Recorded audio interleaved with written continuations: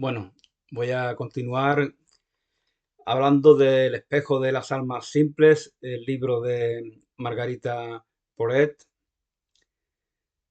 y había comentado en el vídeo precedente que más vale no querer en Dios que el buen querer para Dios. Oh, preciosa Esther, esta alma deja que los muertos entierren a los muertos, como se nos dice en el Evangelio.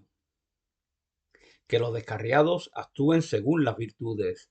Esta alma no se entromete en las experiencias que tienen las criaturas, todos los seres humanos, en la realidad en la que cada cual vive.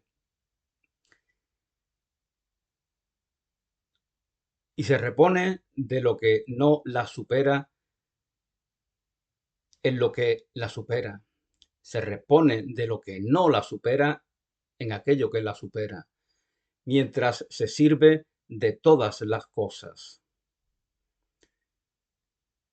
Cuando se supera a sí misma, no es que se quede sin nada, sino que verdaderamente, como nos decía la mística, es cuando verdaderamente todas las cosas le pertenecen, puesto que todas las cosas pertenecen a Dios. Por lo tanto, solo las cosas que están vivas, tal como lo está aquel o aquella que se relaciona con esas cosas, eh, superándose a sí mismo, encuentra la verdadera vida en Dios y allí es donde verdaderamente están las cosas. Por eso creamos cárceles de cemento donde nos aislamos de toda expresión de vida y esa mentalidad individualista propia de esta decadencia de Occidente está cada vez más normalizada. En las grandes urbes, sobre todo, se observa, ¿no? Allí donde hay más gente es donde hay más soledad, donde hay más soledad destructiva, no la soledad del místico que le permite trascender sus apegos, sus limitaciones, sus inercias, etcétera.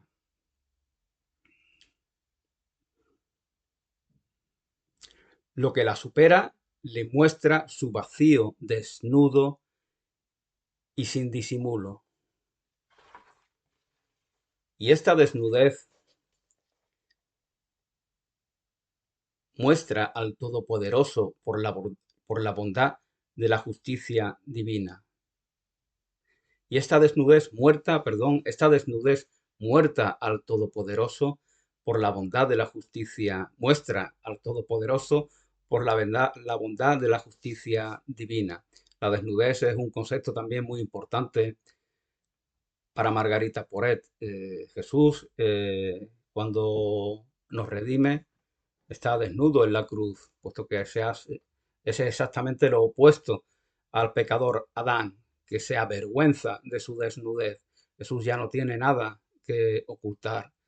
Y esa imagen del crucificado es también la imagen del Cristo resucitado que nos redime de ser hijos del pecado, de ser hijos de ese Adán. La tercera muerte, más adelante hablaremos de las tres muertes y de los siete estados que desembocan en la liberación del alma en el país de la libertad. La tercera muerte, ningún viviente la emprende, excepto aquel que se encuentra en la montaña. Otro concepto también, fijaos cómo en la nueva espiritualidad se hace uso también de este tipo de tópicos, ¿no? La cima de la montaña. Pues ahí en la cima de la montaña es en el único lugar en donde se comprende esta tercera muerte. La primera es al pecado, la segunda a la naturaleza, la tercera al espíritu o en el espíritu. Capítulo 61, donde Amor habla de los siete estados del alma. Entre los cuatro primeros no hay ninguno tan grande que el alma no viva en muy gran esclavitud. Entre los cuatro primeros de los siete no hay ninguno tan grande que el alma no viva en muy gran esclavitud. Pero el quinto es el de la libertad. de la caridad, pues está despojado, el alma está despojada de todas las cosas que le retienen. Y el sexto es glorioso, pues la apertura es glorioso, pero ahí no está glorificada, como nos va a decir Margarita más adelante, allí no está glorificada en el alma, aún aunque goza de libertad, puesto que esa glorificación se va a dar en el séptimo estado, que según dice Margarita no puede alcanzarse cuando estamos en el cuerpo. Sin haber trascendido el cuerpo, no se alcanza ese séptimo estado.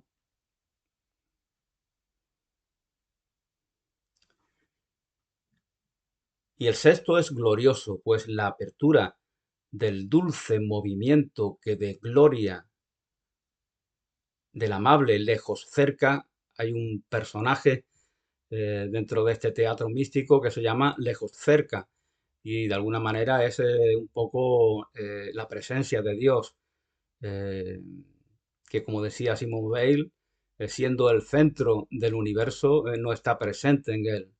Es decir, estando tan cerca, puesto que es la razón, el motor, la esencia de nuestras vidas, no está presente en la realidad en la cual nos desenvolvemos. Y por eso pienso yo que la llama Margarita lejos cerca. El amable lejos cerca eh, que no es otra cosa que una aparición que Dios quiere que el alma tenga de su propia gloria, una especie de instante santo que poseerá sin fin. Y es por eso que Él le muestra por su bondad en el sexto estado lo que pertenece al séptimo. Dios no está en el tiempo, Dios no está en el tiempo, Dios no habita el tiempo. Por lo tanto, es el tiempo, decía María Zambrano, que es el hábitat del ser humano, el tiempo, el hábitat pero no es el reino de los cielos al cual pertenecen nuestras almas, según dice Jesús. Mi reino no es de este mundo, mi reino no es del tiempo, está en una realidad que trasciende esos límites. Dios no está en el tiempo y en Él está lo mejor de mí. Es decir, donde no está el tiempo, lo mejor de mí, mi esencia, la verdad de mi vida, mi identidad, allí donde no hay tiempo, es donde reside. Aquellas personas a las que llamo asnos buscan a Dios en las criaturas, en los monasterios a través de oraciones, en los paraísos creados, las palabras humanas y las escrituras. Buscan a Dios allí, no en la oración, no en la contemplación, no en la elevación del alma, eh, sino que tienen todavía un apego a las virtudes, que es un apego muy virtuoso, nunca mejor dicho, pero que no es lo que nos libera. El espíritu está lleno de voluntad y es por eso que el alma debe morir en espíritu. El espíritu está lleno de voluntad y no es la voluntad de Dios lo que la llena. Y por lo tanto hay que morir en espíritu para trascender tal voluntad que se opone a la del Creador.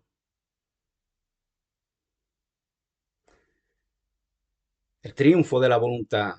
¿Recordáis esa película de la, de la época tan trágica del gobierno del pintor austriaco en Alemania? Ese film que se llamaba El triunfo de la voluntad es un concepto que evidentemente se toma de la voluntad de poder, que fue la última obra no publicada en vida y que fue manipulada, como sabemos, de Nietzsche, la obra de Nietzsche, aunque ya él había hablado de esta voluntad de poder en algunos otros libros suyos. Entonces se hizo esa película de propaganda nacionalsocialista titulada El triunfo de la voluntad, pero es una voluntad egocéntrica, es una voluntad de la criatura, es una voluntad que se mueve bajo un patrón separatista, segregacionista, que no reconoce la verdad de la vida en la unidad, en la voluntad de Dios. Y aquí se da cuando el alma se eleva a esa séptima morada, ese séptimo estado. Allí se da el triunfo de la voluntad de Dios, que nunca puede dejar de triunfar. María de Paz es mi esposa elegida. María de Paz es mi esposa elegida. Marta pues está absorbida por, como vemos en los evangelios, viene el mismísimo Señor y ella se pone a, a cumplir con sus obligaciones, con sus responsabilidades domésticas, en lugar de dejarlo todo y tomar la mejor parte, como hace María y como se lo indica el mismísimo Jesús. María de Paz es mi esposa elegida. Marta está demasiado abrumada y no lo sabe, ella no lo sabe. Ocurre con personas que están siempre dispuestas, que se ofrecen para todo, que se apuntan a todo, que quieren ayudar a todo el mundo, que se ven a sí mismos como virtuosas, como si hubieran alcanzado un estado que ya más, más mejor no pueden ser. Y no observan que hay algo ahí, hay una implicación eh, egocéntrica muy sutil.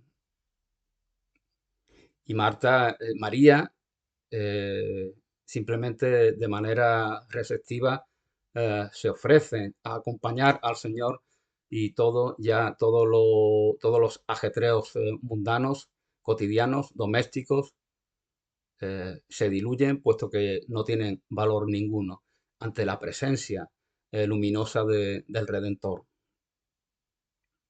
María de Paz es mi esposa elegida. Marta está demasiado abrumada, no lo sabe, sus complicaciones la perturban, lo que hace que esté lejos de tal vida. Ella está lejos de tal vida, desgraciadamente, para ella. Por lo tanto, necesita cambiar algo fundamental en su concepción de la vida para no perderse esa compañía que le viene del mismísimo Redentor.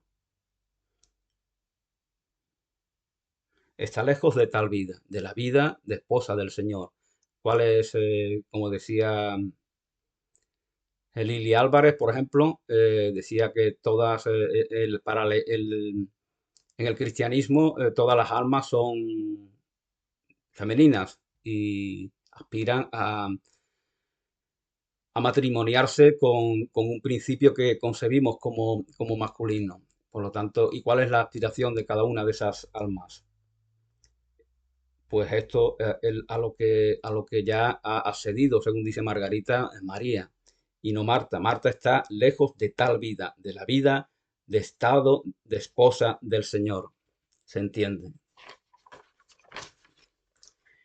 Nadie puede ver las cosas diurnas mientras se ocupa y se mezcla en las cosas temporales, las cosas divinas, perdón.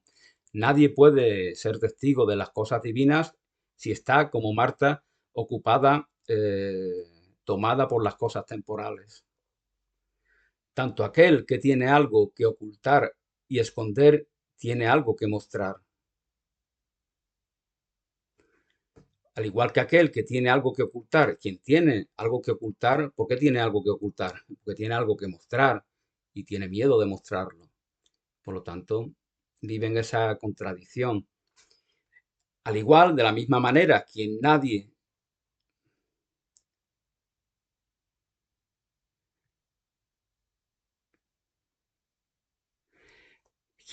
que mostrar nada tiene, aquel que nada que mostrar nada tiene que esconder. Esta alma, ese es un lenguaje místico, ¿no? Esta alma que se ha liberado de todas las posesiones vanas, de todas las atracciones mundanas, de todos los apegos terrenales, no tiene nada. Y esa nada es un estado de liberación. Ya no tiene nada que ocultar. Esa es la desnudez a la cual me refería anteriormente y ya no está especulando con ocultar algo, puesto que nada tiene que ocultar. Y al no tener nada, en un sentido mucho más profundo y mucho más sutil, lo tiene todo, como dice Margarita. Lo tiene todo porque ese todo no es más que el mismísimo Dios.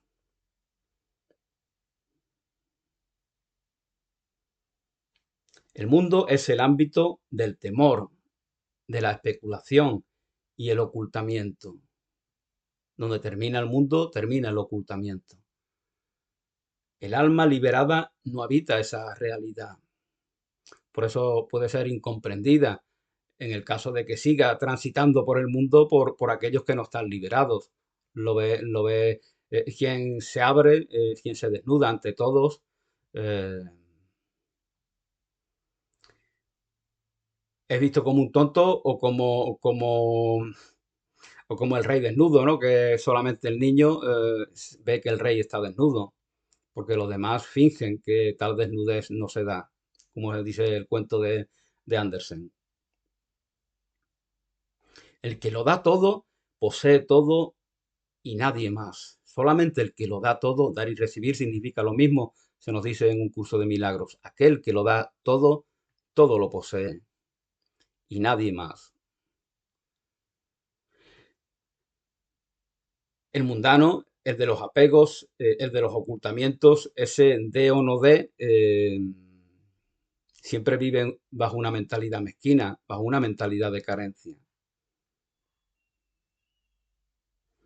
Su dar es siempre privación y por lo tanto elige desde su mundana inteligencia, elige especular para recibir y que se joroben los demás y no reciban, ¿no? Esa es la filosofía mundana de aquel que está apegado a lo terrenal.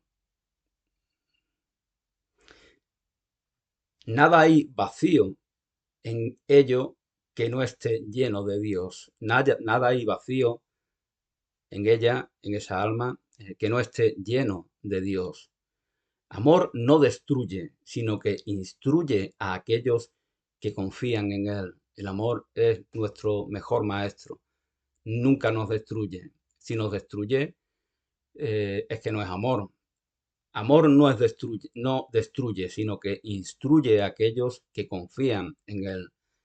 Es un abismo y un océano desbordante. Nunca habrá nadie tan amado como aquel que la ama tal como es.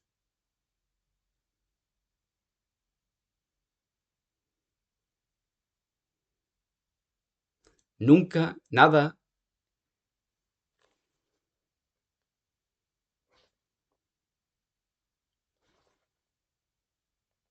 noten esto, noten esto y no lo entiendan al contrario. No lo entiendan al contrario. Nunca habrá nadie tan amado como aquel que ama esta alma tal como es. Porque el amor de Dios es amor en sí, para sí y de por sí. Eso es lo que el alma reconoce cuando encuentra su verdadera vida en Dios. El alma es como el río. Esta figura metafórica pues la va a usar siglos después Jorge Manrique. Nuestras vidas son los ríos que van a dar a la mar, que es el morir. Allí van los albedríos, derechos a se acabar y consumir. Así decía el gran poeta castellano. El alma es como el río que desemboca en el mar y allá pierde su nombre. Y no tiene otro que el del amor que la ha transformado en sí. En ese mar las almas se transforman en amor. El alma llega al no pensar del cercano, del cerca lejos, lejos cerca. El alma llega al no pensar del cercano lejos cerca, cuando alcanza su purificación, su nobleza. Esa es la verdadera nobleza. Si yo, dice el alma, añado algo, cesa la obra de Dios. Si yo añado algo de mi parte, como una entidad segregada de la abundancia infinita de Dios, si yo aporto algo, entonces ya me estoy separando de esa misma abundancia. Si yo, dice el alma, añado algo, cesa la obra de Dios en mí. Por eso, los que fabrican en el mundo no pueden vivir en Dios, es decir, no viven verdaderamente. ¿Qué es el mundo? Un lugar donde se fabrican infinidad de cosas de aquellos que no reconocen que solamente hay una creación, que es la de Dios. Y si nos fijamos incluso en el ámbito material, ¿qué hacemos? ¿Qué hacemos? Hacemos cosas, pero ¿las creamos nosotros? No, todas estas cosas, todos estos trastos, estos libros, este vaso, ya están en la madre tierra, ya están en el planeta azul, ya están en la realidad terrenal que generosamente nos ofrecen todas las cosas para que nosotros podamos fabricar con ellas. Es decir, no creamos nada, ni siquiera en el ámbito material. Por eso los que fabrican en el mundo no pueden vivir en Dios, es decir, no viven verdaderamente, no viven verdaderamente.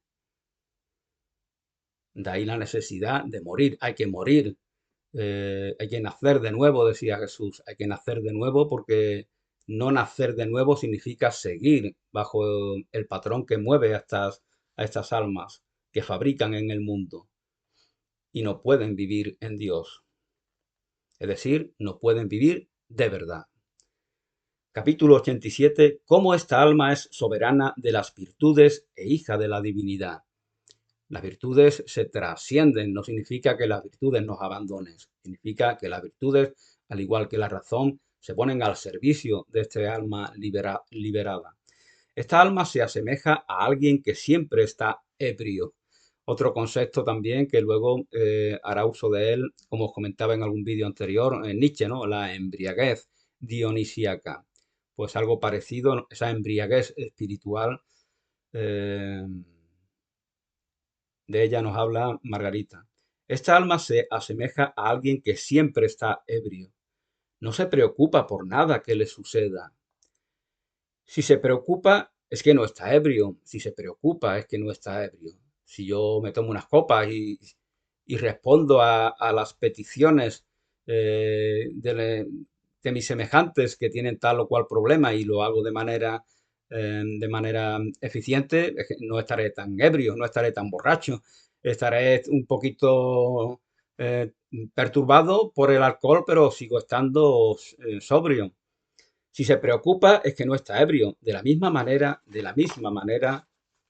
si esta alma tiene motivos para desear, es que no está bien establecida. Si esta alma encuentra motivos para desear, es que no está bien establecida y bien podría caer cuando la prosperidad o la adversidad la asalten. Es decir, esta alma está ya por encima, se supone, de todo incidente próspero o adverso que le acontezca. Y por lo tanto, para ella todo es igual. Si le perturba lo uno o lo otro, o le perturba o le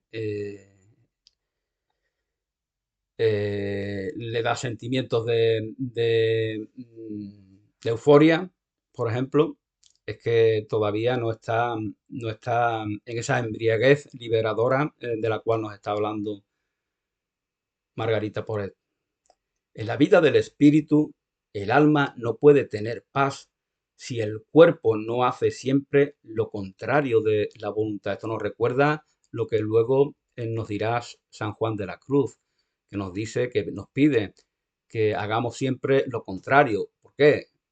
Lo contrario de lo primero que se nos ocurre hacer. ¿Por qué? Porque es el ego, como bien dicen algunos textos, de la nueva espiritualidad. Es el ego el primero que habla y por lo tanto esa es precisamente la voz que no debemos atender. Y nos dice San Juan de la Cruz que atendamos a la contraria. Y esto es propio, eso es virtuoso para esas almas que todavía están expuestas al pecado, a la tentación, al, al apego. En la vida del espíritu, que es esa vida a la cual hemos de morir en la tercera muerte, como os comentaba anteriormente, en la vida del espíritu, el alma no puede tener paz si el cuerpo no hace siempre lo contrario de su voluntad, si el cuerpo no hace siempre lo contrario de su voluntad. En este tiempo medieval, el cuerpo eh, tenía una grandísima importancia para bien o para mal. Es decir, lo contrario de la sensualidad.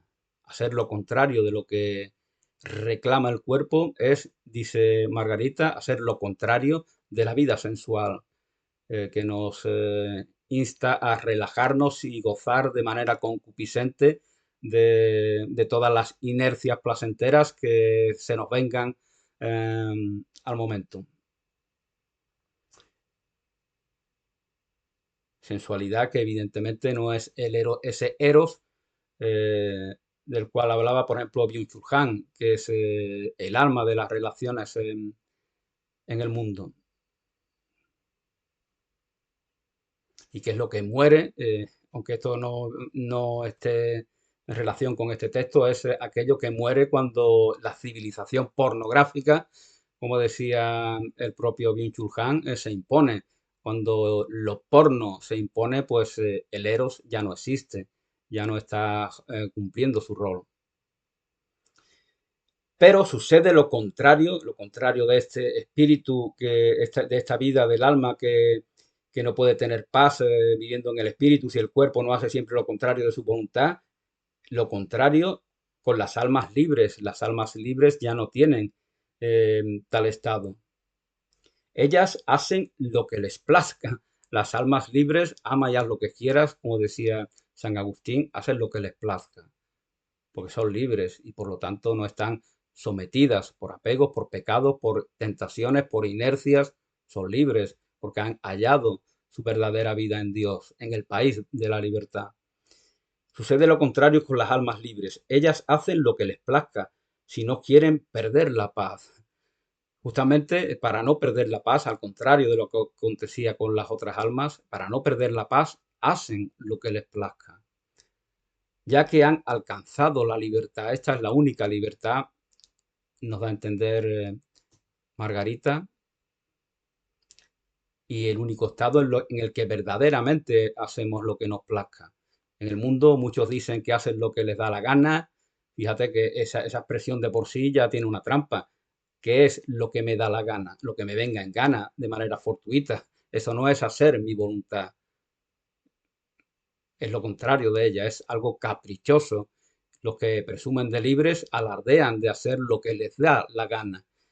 Lo que me da la gana es un nivel muy burdo de expresión de libertad. Y cualquiera que razone puede ser consciente de ello.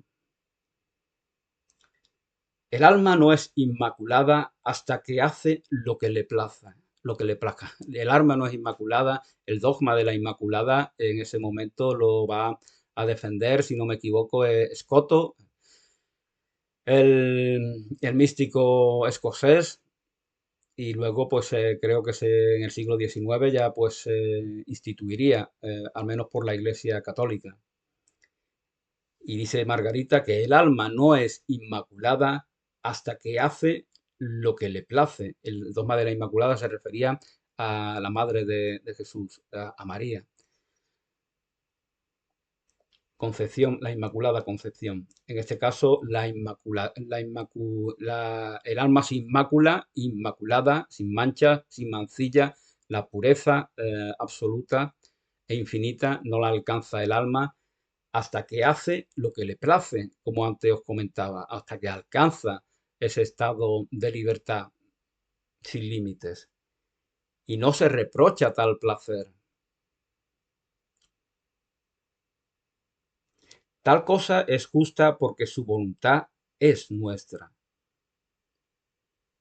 Dice amor, dice amor. Tal cosa es justa porque su voluntad. ¿Por qué tal cosa es justa? Porque el alma liberada puede hacer lo que le place sin reprocharse nada. Porque esa es la voluntad del mismísimo amor. Por lo tanto, solo el amor, que es la justicia de Dios, solo el amor pudiera reprochárselo. Y sin embargo, es su voluntad, como afirma la dama Amor. Los verdaderos inocentes Y con esto voy a dar término por el momento a este vídeo. Los verdaderos inocentes jamás tienen ningún derecho y nunca se les causa daño. Los verdaderos, ¿qué son los derechos? Cosas que tenemos en un lugar que es peligroso, que es triste, que es amenazador. ¿Cuál es ese lugar? El mundo. En el mundo hay fronteras, en el mundo hay obligaciones, en el mundo hay derechos. Estas almas, este país de la libertad, no necesita de derechos. Los verdaderos inocentes, estos bienaventurados que viven en la inocencia infinita, jamás tienen ningún derecho y nunca se les causa daño, no se les puede causar daño, porque no viven en sus cuerpos, no viven en sus emociones, no viven en sus apegos mundanos, puesto que ya no los tienen. Por lo tanto, hay un koan que cuentan o un cuento hindú, tal vez, que cuentan de cómo un niño pequeño se queda huérfano de sus padres, que eran grandes maestros espirituales, y entonces es adoptado por una pareja malvada que quiere acabar con el niño porque el niño tenía una herencia importante y quieren quedarse con ella. Entonces lo suben a una montaña y le dicen, mira, cuando tú lánzate y entonces ya alcanzarás la liberación, abrazarás el nirvana, le dicen maliciosamente. Entonces el niño hace caso y efectivamente se eleva para arriba y alcanza esa iluminación. Pero probablemente los perversos que querían asesinarle no ven otra cosa sino que el cuerpo que cae hacia el abismo. Pues de esta manera en el mundo no se puede infringir daño a estas almas. Los verdaderos inocentes jamás tienen ningún derecho y nunca se les causa daño. Se hallan completamente desnudos, esa desnudez a la cual me refería anteriormente, y no tienen nada que esconder. No están especulando, no están ocultando, no están eh, con su lógica interesada buscando un beneficio para sí en perjuicio eh, de otros o de todos los demás, como desgraciadamente acontece en el mundo. Es el pecado de Adán. El pecado de Adán lo que hace es esconderse a las almas. ¿Por qué nos escondemos? ¿Por qué ocultamos cosas? ¿Por qué tenemos vida privada? Que es la vida que nos hace privarnos de esa liberación. Porque somos hijos del pecado de Adán. Y no nos reconocemos en esa desnudez que nos libera. Es el pecado de Adán lo que hace esconderse a las almas que no están anonadadas. Pues por el momento aquí lo dejo. Gracias y hasta pronto.